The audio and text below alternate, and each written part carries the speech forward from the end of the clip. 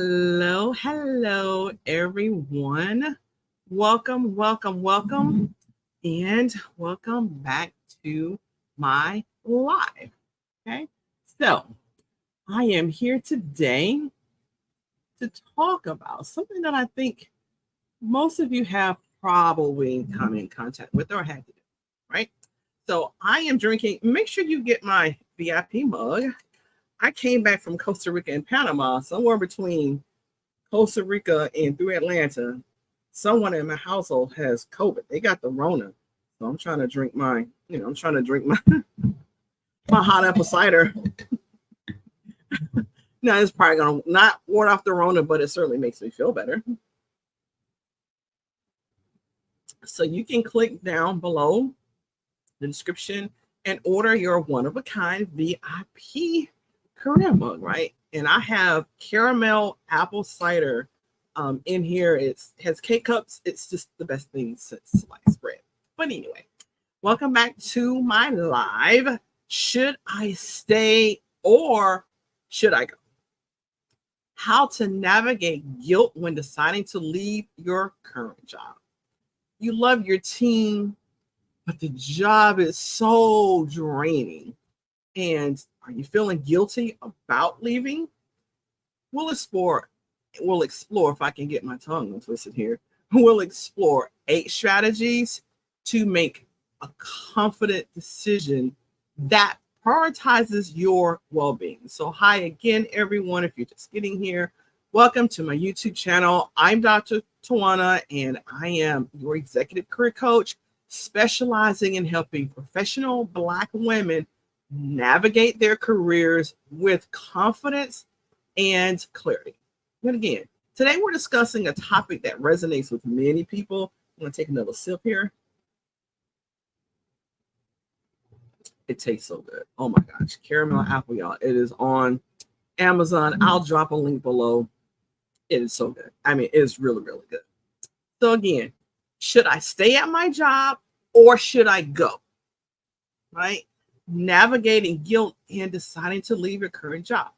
If you're feeling stuck or uncertain or guilty even about making a career move, then this video is definitely for you. So let's go ahead and dive right in with number 1. You do need to acknowledge your feelings. First, it's important to acknowledge the emotions involved in contemplating a job change. It's natural to feel a mix of excitement, fear, obviously, and some guilt too. Many of us feel loyal to our colleagues. Some of us feel loyal to the company, not necessarily the people at the top, right? But to the company, they do feel a loyalty to that company sometimes. And the thought of leaving can just be overwhelming. So I'm going to stop here and say I do invite your questions and or your comments. And so if you can hear me, go ahead and drop 1 in the chat. Otherwise, we will continue on. All right. And the reason why Black women often feel it's often overwhelming for us is often because Black women are socialized to put everyone else on their plate except themselves. Anybody out there resemble that remark? I do. I probably need to raise both of my hands up on that one. I know I did. I put the folks at the job first. I put my relationship next. I put everybody else, family, brothers, everybody else was on my list. I wasn't even on my own. I'm just going to be honest. I wasn't even on my own, which is sad. It really is sad. You have to remember, it is okay to put yourself first and prioritize your happiness and your career growth. There is absolutely no reason to be sitting in a job 5, 10, and even 20 years miserable because you're trying to support everybody else but yourself. Number 2, identify the signs that it's time to move on. Now, let's discuss some of these signs that it may be time for you to consider leaving your current job. Are you feeling consistently unhappy or unfulfilled? Right? So drop unhappy or unfulfilled in the comments. And those of you that are catching a replay, please feel free to drop unfulfilled or unhappy in the comments. I always circle back and answer your comments and address your comments, right? Now, do you experience a lack of growth opportunity? Do you see everybody else get promoted up? There doesn't seem to be any doors opening up for you. Are you bored?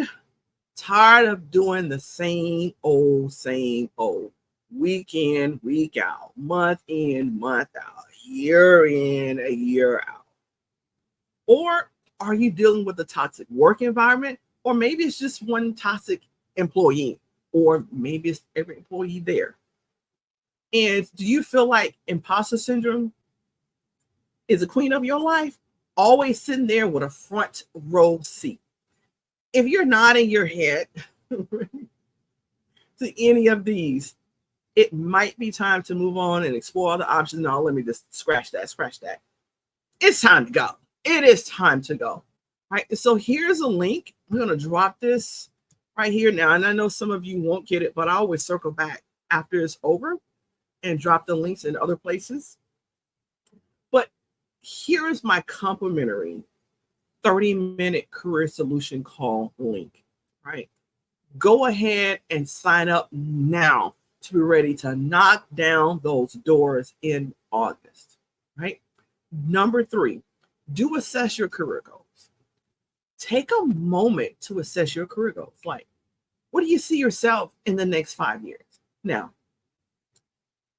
if you're one of those people who can't even imagine out that far, it is okay. There is no judgment here. So ask yourself, where do you see yourself in the next 6 to 12 months? That may be easier for you to imagine. And then ask yourself, does your current job align with those goals?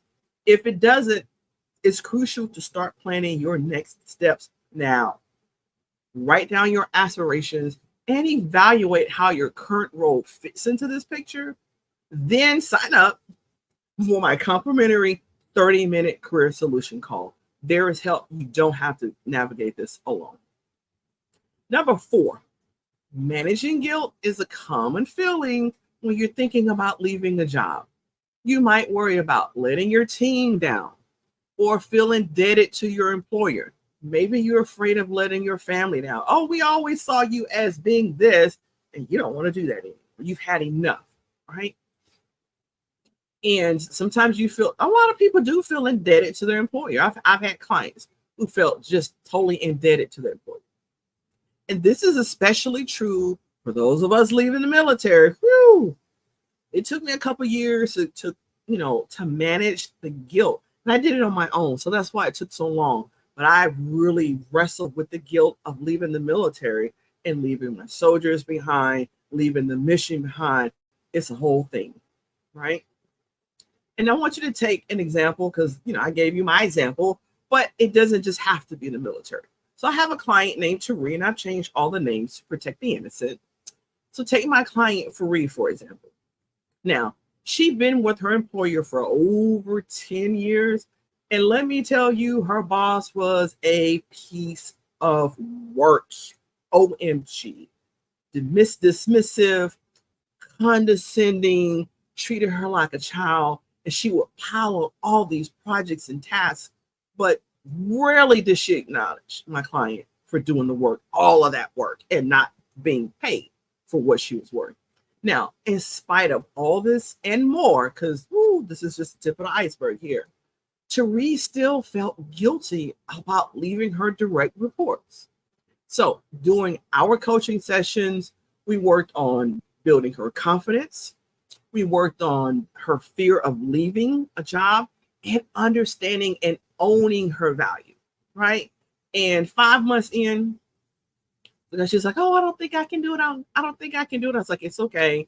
We'll come to the next session. I'll coach you through, how to write the letter, turn it in, and what to say to her. Because her boss had a habit. I was like, I'm not taking your letter of resignation. No. And I was like, we're gonna get through this, please. Terry showed back up to that next session in about 2 weeks later. She had stood her resignation. She had submitted her resignation. She stood up her own business and actually got her first client, right? She got her first client in the business that she stood up in that 2-week period. She also got some rest and then went on to land a C-suite job as a VIP. When they said, all right, you interviewed for this job, it wasn't quite what we're looking for, but you interviewed well. They called her back 2 weeks later and said, here's what we did. We created this position for you. And so she was so nervous. She called me up. I was like, look, if they saying what you want, tell them what you want. And what did she get? I have 2 children. They have activities. I need time to take off and take my babies to their activities and pick them up. I need time to cook them dinner on time, right? And by the way, I have a whole other job. I have a company that I own. I need a couple of days a week to work in that business too. She got everything she asked for. Okay. See, that right there is what I'm talking about. Letting go of that fear, right? And taking that step. Now, those direct reports that she had been feeling so guilty about, how about they accepted jobs within 1 month of her resigning? When Therese decided to level up her own position for her, she actually gave her direct reports their wings to fly off to better jobs with some great raises, well more than what they were making. Remember, your career is a journey, and it's okay to seek new opportunities that better align with your goals and your values. So it's not about abandoning others. It is about you growing and evolving. If you take a break here, if you're finding value with this live or you're watching the replay, thank you so much for catching that replay. Would you do me a favor? Don't forget to like, share, and subscribe to my YouTube channel for more powerful career advice. Now, for Black women, that is my ideal client, or Black women. Okay. So number 5, practical steps to take. If you decided that it's time to move on, start by doing the normal stuff, updating your resume and your LinkedIn profile, and begin networking with industry contacts and apply for jobs that excite you. Now, I coach my ladies, you should never stop networking ever, right? As a matter of fact, Soror, shout out to Kim Massey. She's an attorney in Bowie, Maryland. She literally just dropped me an email about 2 days ago and said, hey, Soror, checking up on you. How you doing? How's the family? Tell your sister I said hi. That's it, people. Networking done. Of course, I responded back to her. It's great to hear from you. Yep, we just got back from Panama, Costa Rica, got stuck in Atlanta, just chit chat back and forth. That's networking, people. Don't make it more difficult than it has to be, because it doesn't have to be difficult. All right. And I know some of you, because I've had clients come in, it's like, it's been like 5 years since I spoke to anybody in my network. You know what the saying says?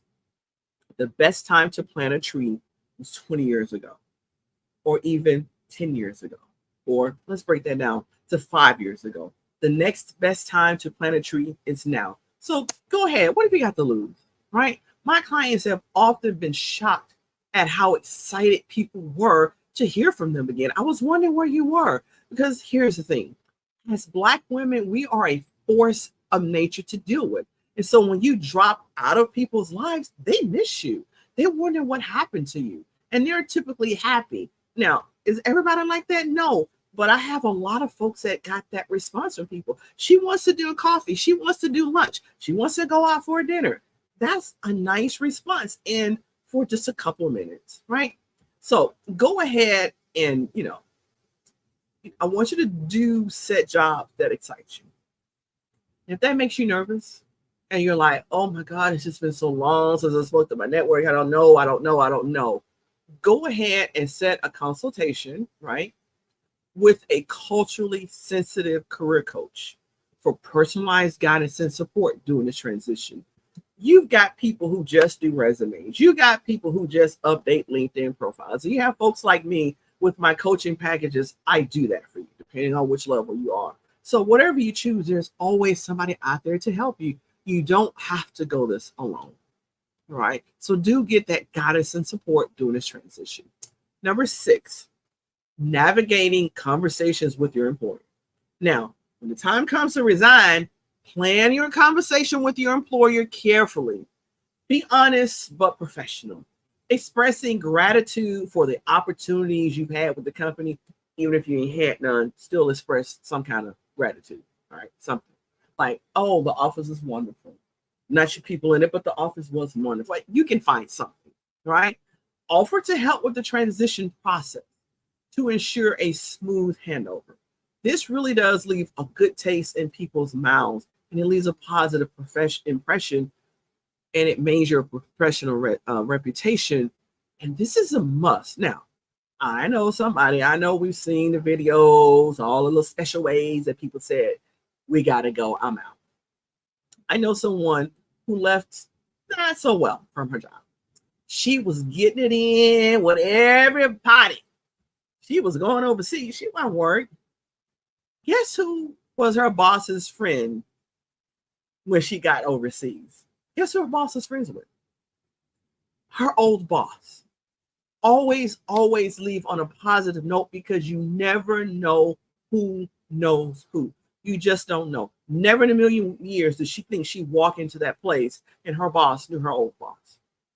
Right? Number 7, build confidence in your decision. Right? Trust your instincts and believe in your decision. Leaving a job can be a courageous and empowering move towards a more fulfilling career. So do reflect on past achievements and remind yourself of your strengths, right? This will bolster your confidence as you step into your next role.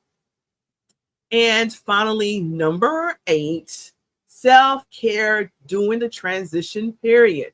Transitioning to a new job can be stressful. For some people, they're elated. The stress is happy stress. It's eustress. Eustress is a positive type of stress. For other folks, it's the distress. It's stressful, right? In a negative direction, Prioritize self-care during this entire period. Engage in activities that bring you joy and relaxation, whether that's exercising or spending time with loved ones, or maybe you're going to spend time away from loved ones. Look, no judgment here. We don't judge people here. I don't do that, right? Or practice mindfulness. A healthy mind and body will help you navigate your career change with resilience. All right. So thank you so much for joining me today. And again, thank you for those of you who hang in there with the replay. Now, if you're still grappling with that decision, do I stay or do I go? Remember that your career is a journey that should bring you fulfillment and growth. If you need further guidance, feel free to reach out, right? Reach out to me for a complimentary 30-minute career solution call. It doesn't call you anything, and I will link into it in the description, in the comments. Some of you know me. I don't like hard sell. That is so not me. But hard selling is not the only kind of selling you have. So, we don't even do the proposal in your session. That goes later. And you look at it on your own time and make your decisions and you move on. All right. So I will link to it in the description and in the comments. Until next time, stay confident and keep moving forward. I'll see you next week.